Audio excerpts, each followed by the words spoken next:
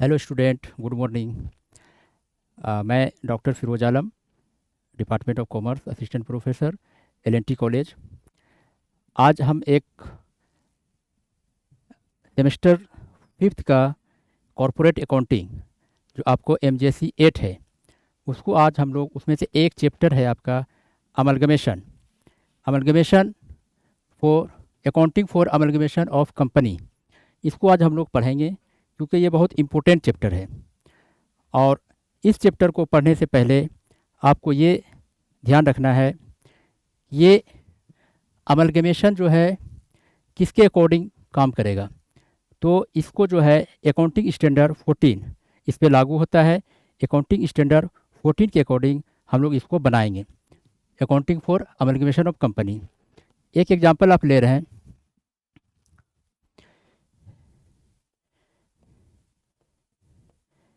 एक आपके पास ए लिमिटेड है, दूसरी कंपनी आपके पास है बी लिमिटेड। ओके, ये आपकी कंपनी क्या है? एग्जिस्टिंग कंपनी है।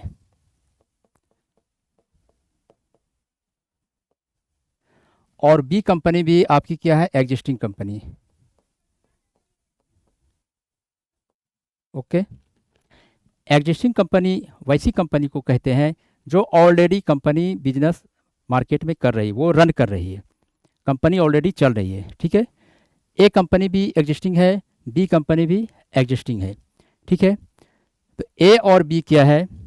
दो कंपनी आपस में कंपटीशन दोनों के बीच हो रहा है, जिसका नतीजा क्या हो रहा है कि कंपटीशन होने से दोनों की प्रॉफिट कम आती है, सेल का डिक्रीज हो जाता है। तो आपस में इन्होंने क्या किया कि दोनों, ए कंपनी और बी कंपनी आपस में मिल करके क्या कर दिया? एक नई कंपनी का निर्माण किया, जिसका नाम क्या कर दिया? ए बी लिमिटेड। ओके,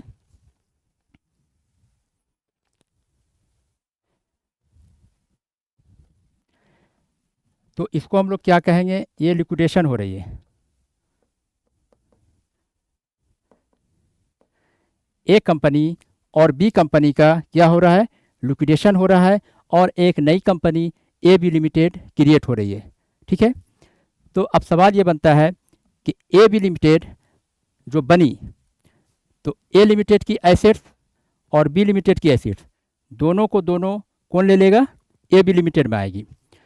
तो अब ए लिमिटेड जो है, इसको हम लोग क्या कहेंगे? ट्रांसफर कंपनी, ट्रांसफेरर, ट्रांसफेरर कंपनी कहेंगे। दूसरा इसका नाम है वेंडर कंपनी। तीसरा इसको हम कह सकते हैं अमलगमेटेड कंपनी। तीसरा इसको हम अमलगमेटेड कहेंगे। जो कि हमारी एग्जिस्टिंग कंपनी है, ये क्या हो रही है? ट्रांसफेरर कंपनी हो गई। बी भी एग्जिस्टिंग कंपनी है, लेकिन ये क्या हो गया? ट्रांसफेरर कंपनी हो गया। ट्रांसफेरर कंपनी, या फिर इनको वेंडर कंपनी बोलेंगे, या amalgamated company. Okay,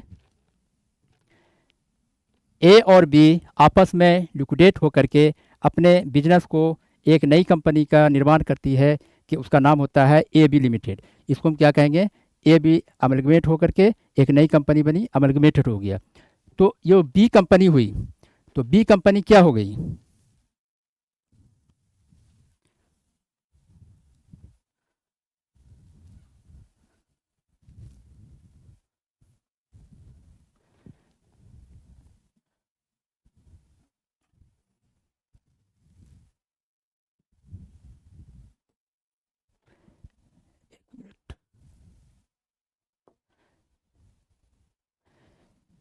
B company को हम यहाँ पे क्या बोलेंगे? Transferee company.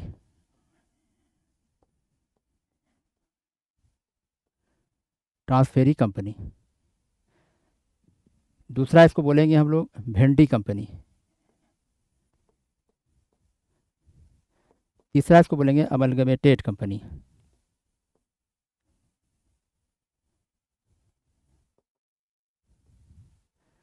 ओके, इनको हम लोग कहेंगे transfer company, transferor company. B limited भी ट्रांसफेरर कंपनी होगी। और जहां एसेट्स और लायबिलिटीज नई कंपनी में आ रही है ए बी लिमिटेड में, इसको हम क्या कहेंगे, ट्रांसफेरी कंपनी। ठीक है, दूसरा इसको क्या कहेंगे, भेंडी कंपनी। तो अब सवाल ये आता है कि ऐसा ए लिमिटेड और बी लिमिटेड क्यों करेगी, जबकि ऑलरेडी हमारा बिजनेस मार्केट में रन कर रहा है। ठीक है, तो ये इसलिए किया जाता है कि जब हम आपस में एक दूसरे का कंपटीशन कर रहे हैं, तो हमारा प्रोडक्ट कम सेल हो रहा है या फिर हमारा प्रोडक्ट सेल हो रहा है बट हमको प्रॉफिट की मार्जिन कम आ रही है। ठीक है, ड्यूटी क्या हो रहा है, मार्केट में कंपटीशन के कारण, तो दोनों आपस में अमलगमेट होकर के एक नई कंपनी का निर्माण करती है। तो इसको हम लोग कहेंगे अमलगमेटेड। लेकिन इसमें क्या है, एक चीज़ ध्यान देने वाली बात है कि क्या कोई कंपनी आपस में अमलगमेट हो सकती है, तो नहीं। अमलगमेट होने के लिए इसमें कंडीशन क्या है कि सेम इंडस्ट्रीज होना चाहिए और सेम बिजनेस होना चाहिए। सेम इंडस्ट्रीज होना चाहिए और दोनों का सेम बिजनेस होना चाहिए, तभी हम आपस में दोनों आपस में अमलगमेट कर सकते हैं। अदरवाइज आपका नेचर ऑफ बिजनेस अलग है, डिफरेंट है, तो आप अमलगमेट नहीं कर सकते हैं। ठीक है, तो आपको इसके लिए क्या है कि आपको दोनों का सेम बिजनेस है, सेम इंडस्ट्रीज है, सेम बिजनेस है दोनों का, तो दोनों आपस में मिल जाएंगे तो क्या हो जाएगा, उसका प्रॉफिट इंक्रीज करेगा। ठीक है, तो इसको अब ए लिमिटेड और बी लिमिटेड की सारी एसेट्स और सारी लायबिलिटीज कहाँ आ जाएगी, बी लिमिटेड में। तो अब सवाल ये आता है कि ए लिमिटेड का जो शेयर है, शेयर होल्डर, उसको बी लिमिटेड में भी शेयर होल्डर मिलेगा। बी लिमिटेड का जो एग्जिस्टिंग कंपनी है, उनका जो शेयर होल्डर है, उनको भी नई कंपनी जो A B company A B limited बनी है, उसका भी उसमें शेयर होल्डर मिलेगा।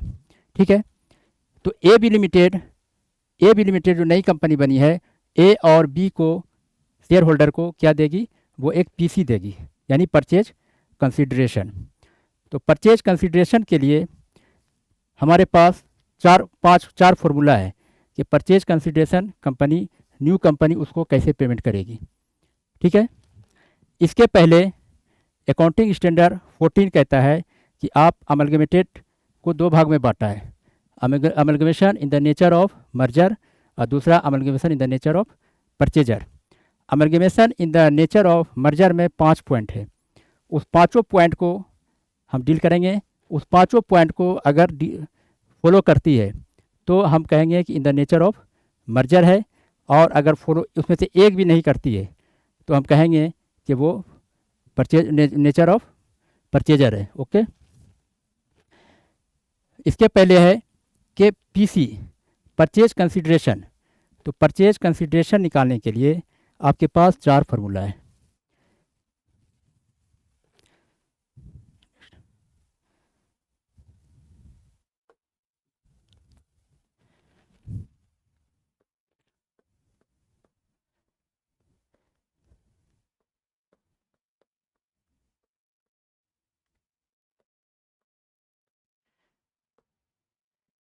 इसको हम लोग पीसी बोलते हैं। न्यू कंपनी जो ट्रांसफेरी कंपनी है, वो अपने ट्रांसफेरर कंपनी को पीसी जब पेमेंट करेगा तो किस मेथड से करेगा।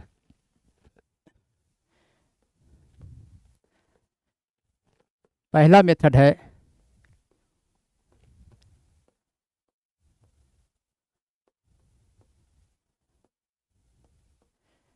Lump sum payment method.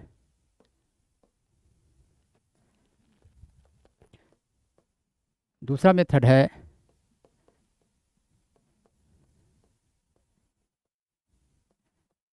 Net payment method.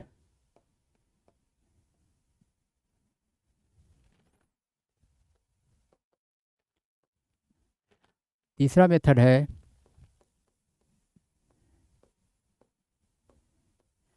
Net assets payment method.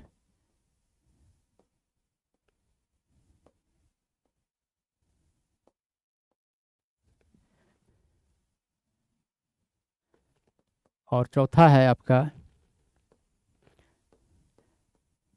Share exchange method.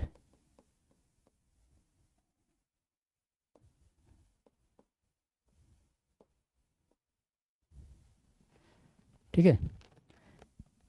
जो न्यू कंपनी आपके पास A B limited transferee company है, वो अपने ट्रांसफेरर कंपनी जहाँ से उन्होंने एसेट्स और लायबिलिटीज़ उनका आया है, तो उनको उन्होंने पीसी पेमेंट करेगा, परचेज कंसिडरेशन।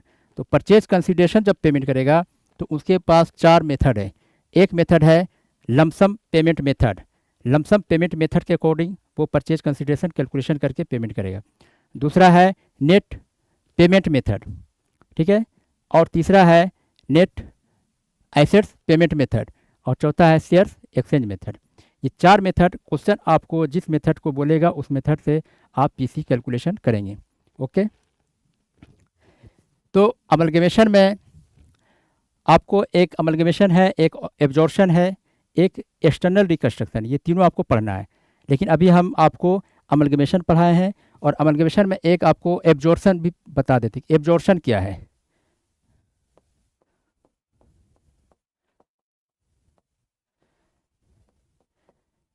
एब्जॉर्शन में आपके पास मान के चलो एक्स लिमिटेड है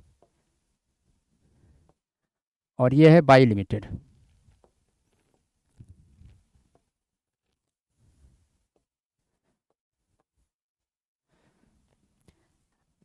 एक्स लिमिटेड भी एग्जिस्टिंग कंपनी है,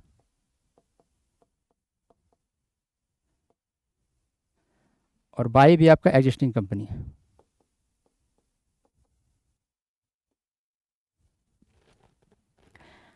एक्स लिमिटेड बाई लिमिटेड दो कंपनी है।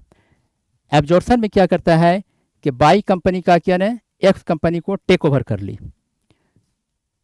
बाई कंपनी का क्या एक्स कंपनी को टेक ओवर कर ली। इट मीन्स के ये आपका एब्जॉर्शन है। एब्जॉर्शन में एग्जिस्टिंग कंपनी दोनों है, बट यहाँ पे एक न्यू कंपनी का फॉर्मेशन नहीं हो रहा है। न्यू कंपनी का फॉर्मेशन नहीं हो रहा है। No new company formation,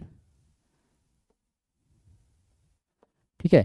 but amalgamation में क्या था, वहाँ पर भी ए लिमिटेड आपका एग्जिस्टिंग कंपनी है, बी लिमिटेड आपका एग्जिस्टिंग कंपनी है, लेकिन दोनों जब लिक्विड होकर के अमलगमेट होती है और एक नई कंपनी वहाँ पे बनती है A B limited, it means कि वहाँ पे एक नई कंपनी का क्रिएशन हो रहा है। वहाँ पर भी अमलगमेट हो रहा है, लेकिन यहाँ पे क्या है, दोनों एग्जिस्टिंग कंपनी होते हुए भी यहाँ पे न्यू कंपनी का फॉर्मेशन नहीं हो रहा है। तो ये क्या किया, बाई कंपनी ने एक्स कंपनी को टेक ओवर कर लिया, और इसको हम क्या कहेंगे, एब्जॉर्शन कहेंगे। और एक्सटर्नल रिकंस्ट्रक्शन एक आपके चैप्टर में है। एक्सटर्नल रिकंस्ट्रक्शन क्या है कि एक्सटर्नल रिकंस्ट्रक्शन में उसमें आप अपने कंपनी के शेयर्स को आप क्या करते हैं, एक्सटर्नल में आप मॉडिफाई कर सकते हैं। उसमें क्या है कि आपका आर्टिकल में कुछ उस समय जब आप कंपनी का प्रपोजल बनाएं तो आपके आर्टिकल में कुछ चेंजेस करना है, मेमोरेंडम में कुछ चेंजेस करना है, तो वो इंटरनल पार्ट आपका है, वो आप उसमें कर सकते हैं। तो सबसे यह है कि अमलगमेशन में आपको ये ध्यान देना है कि दो कंपनी का आपस में लिक्विडेशन होता है और एक नई कंपनी का क्रिएशन होता है, और जितने भी एसेट्स और लायबिलिटीज़ है दोनों को दोनों कहाँ जाता है, ट्रांसफेरी कंपनी में। और ट्रांसफेरी कंपनी में जब जाता है तो उसके ट्रांसफेरी कंपनी यानी कि जिसके ए बी लिमिटेड में आया, तो उन्होंने क्या किया, उसको पीसी पेमेंट करेगा, परचेज कंसिडरेशन। परचेज कंसिडरेशन के लिए हम बताया कि 4 मेथड से उसको परचेज कंसिडरेशन पेमेंट होगा।